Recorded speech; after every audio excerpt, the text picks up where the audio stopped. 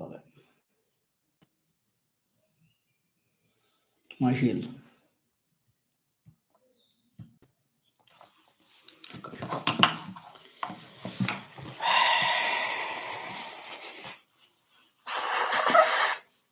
Mi credi quasi io ce la passo tutto facesse il telefono? Vabbè, mo non ho visto. No, sì, per dire. Vabbè.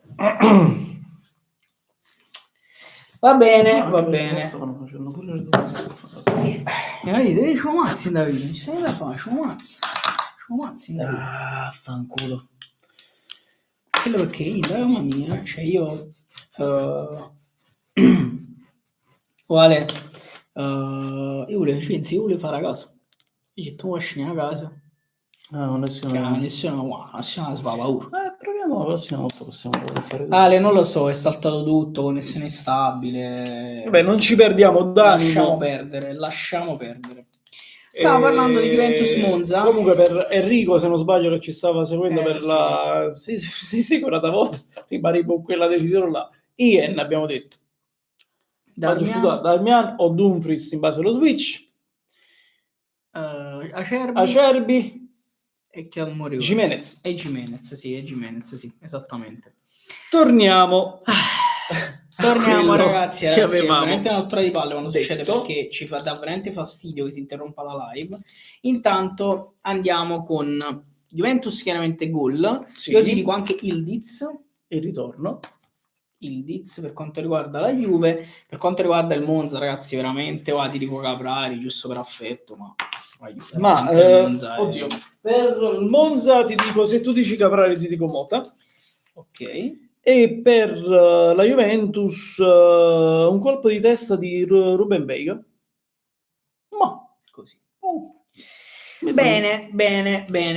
Atalanta-Lecce, partita che doveva giocarsi. Giocano tutti i lunedì, no, c'è sia domenica che lunedì. Pareva strano fatto.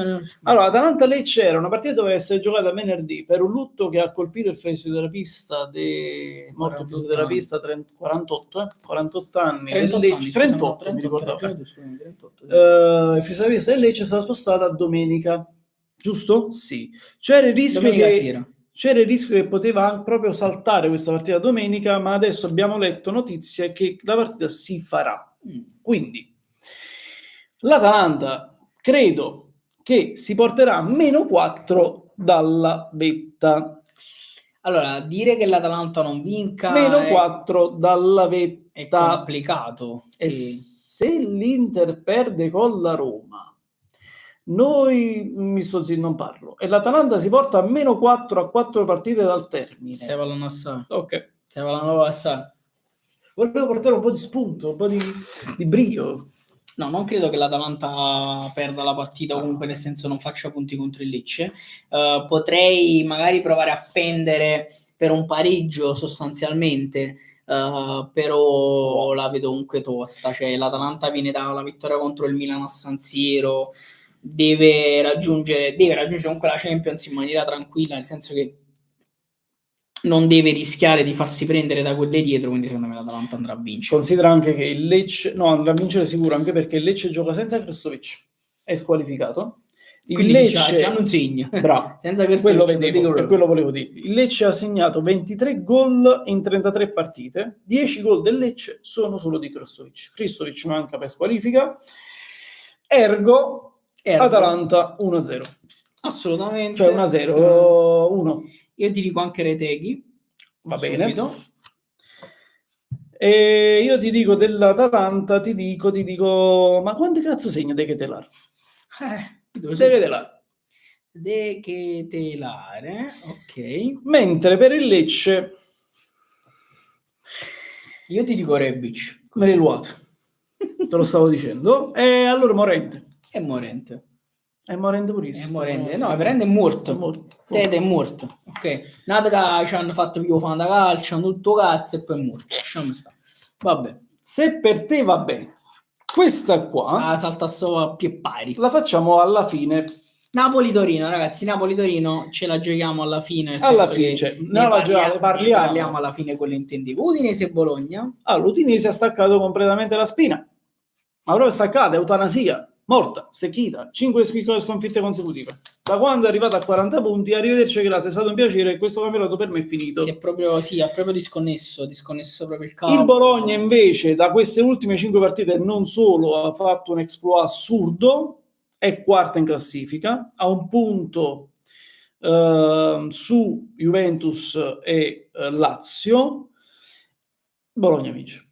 Anche secondo me, anche perché il Bologna il Bologna ha una situazione stile Napoli, nel senso che il Bologna per arrivare al risultato deve provare a vincerle tutte. Non ci sono santi perché ha un calendario tosto, le altre pretendenti alla Champions hanno un calendario molto più semplice. Tranquillo Ale, tranquillo, grazie, buon pomeriggio a te Ale. Hanno un calendario un po' più semplice, esatto, il calendario è terrificante del Bologna, quindi il Bologna affronterà praticamente l'Udinese, che è la partita relativamente più semplice, a parte l'ultima col Genoa, che dovrebbero essere a cose fatte, che ormai sarebbe più o meno, dovrebbe essere più o meno a cose fatte. A Udine devi andare a vincere. La prossima è Bologna-Juventus. Tu ti porteresti comunque allo scontro diretto con un punto potenzialmente 4, ma un punto sicuro di vantaggio sulla Juventus. Assolutamente. E ti andrebbe bene anche il pareggio. Devi vincere per forza, perché poi dopo la Juve vai contro il Milan, che affronterai prima in campionato e poi in finale di Coppa Italia. Esattamente, quindi in 3 giorni 2 volte il Milan, quindi ci sarà una prova generale della finale.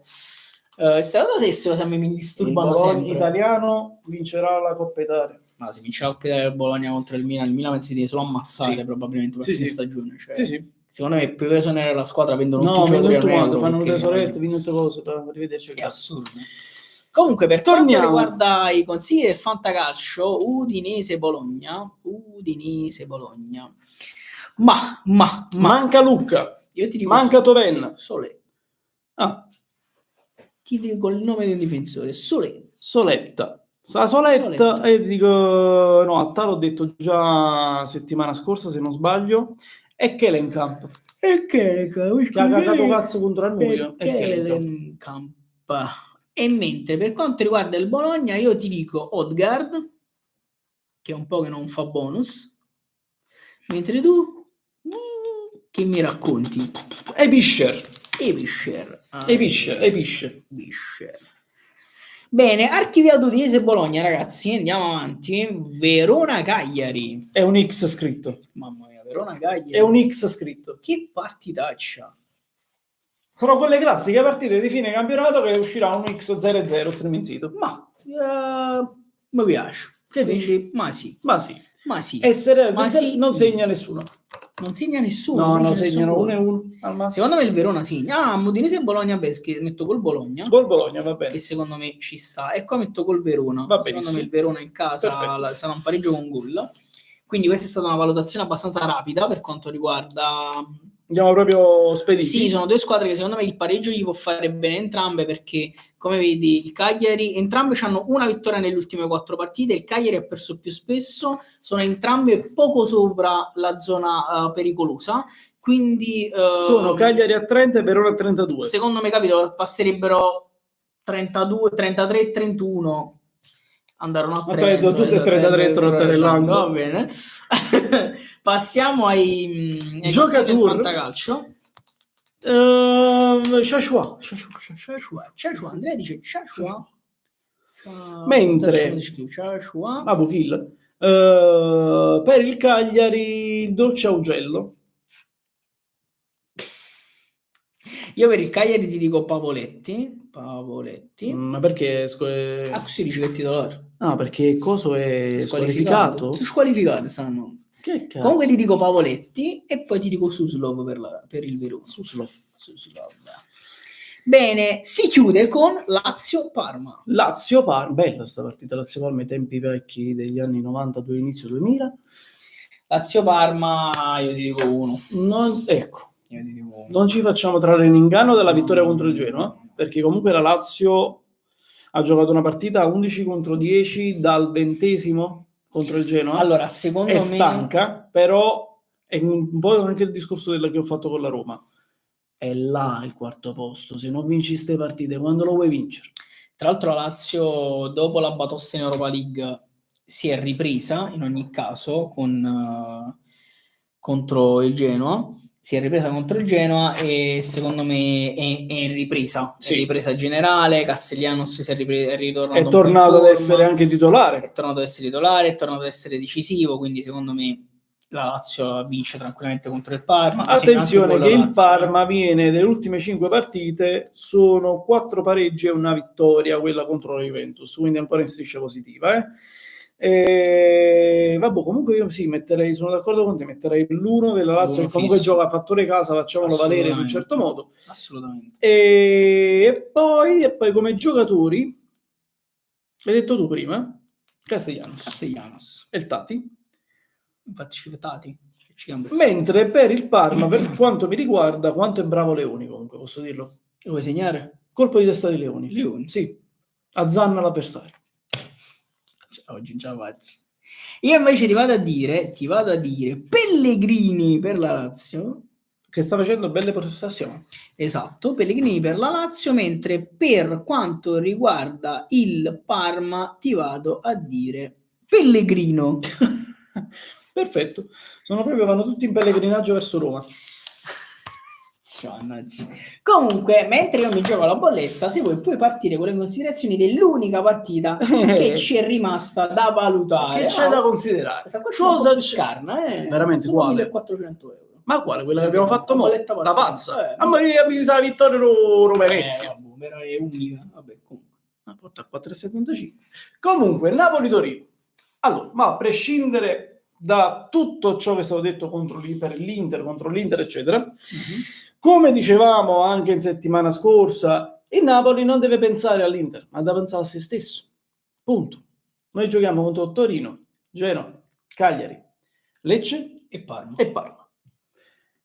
Sono squadre, alcune che non hanno da dire nulla al campionato, squadre che sono ancora in lotta per la corsa salvezza, ma l'attenzione deve essere focalizzata solo ed esclusivamente su noi stessi.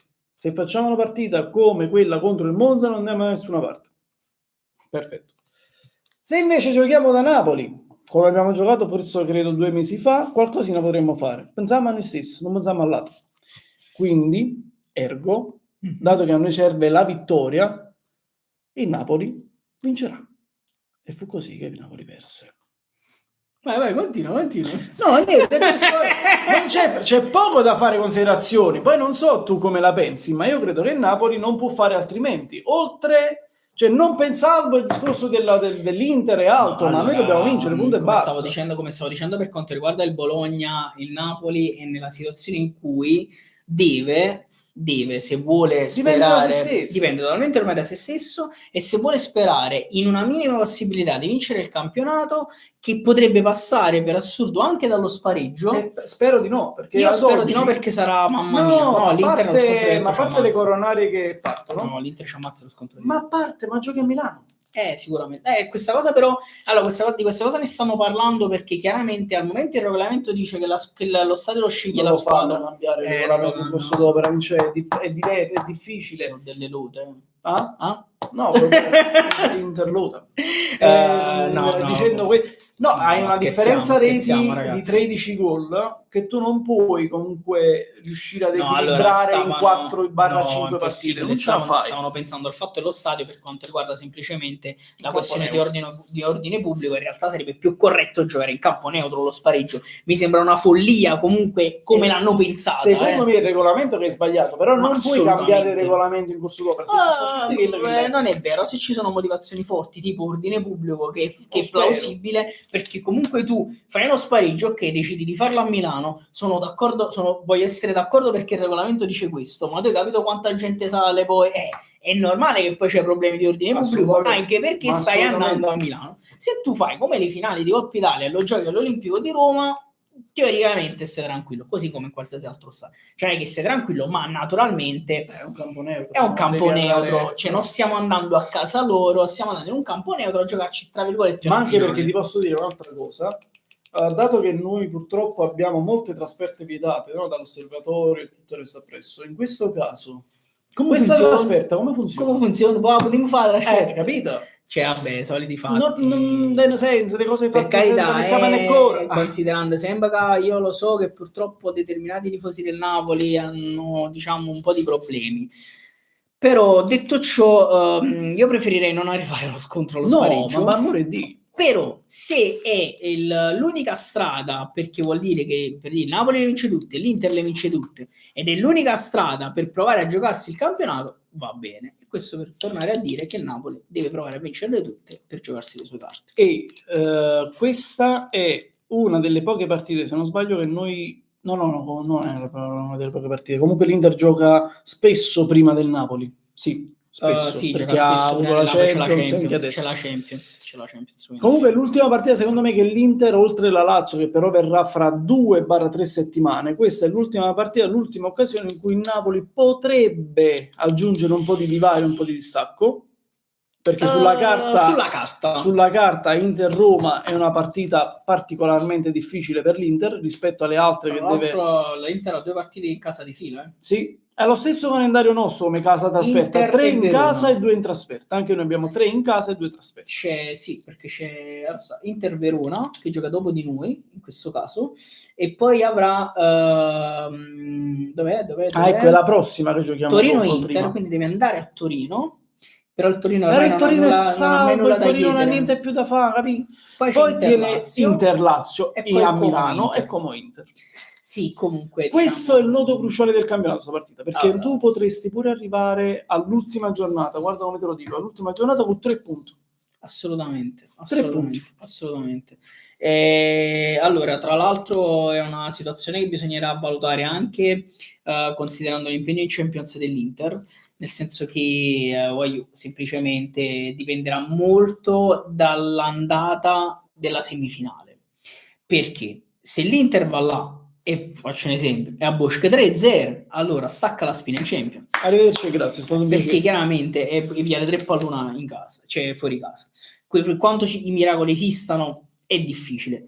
Se invece va al Montjuic a Barcellona se la gioca, lasciatemi dire, può vincere o pareggiare, comunque uno scarto eventualmente minimo, allora lì le energie possono andare via. Soprattutto energie mentali. Le energie mentali possono andare via, perché chiaramente poi ti devi giocare un ritorno a San Siro, assolutamente, in cui ti devi fare un mazzo così per provarci. Perché ci devi provare? Perché in realtà l'Inter ci deve provare ad arrivare in finale di Champions. Se arrivate fino là, al di là della rosa, perché è chiaro che la rosa del Barcellona è nettamente superiore sotto determinati aspetti, ma per il percorso che ha fatto l'Inter fino ad oggi, perché poi parliamo anche di questo sostanzialmente. Mentre perché per l'Inter si parla di ovvio che lotta per il campionato e il Napoli e si parla di miracolo. Indubbiamente la rosa dell'Inter è relativamente più completa e più profonda, ma io non mi sento nemmeno dire così tanto più forte sotto certi punti di vista. Però è un gruppo che è nato, è cresciuto e sta arrivando tra virgolette al compimento con Inzaghi. Mo da qui se finirà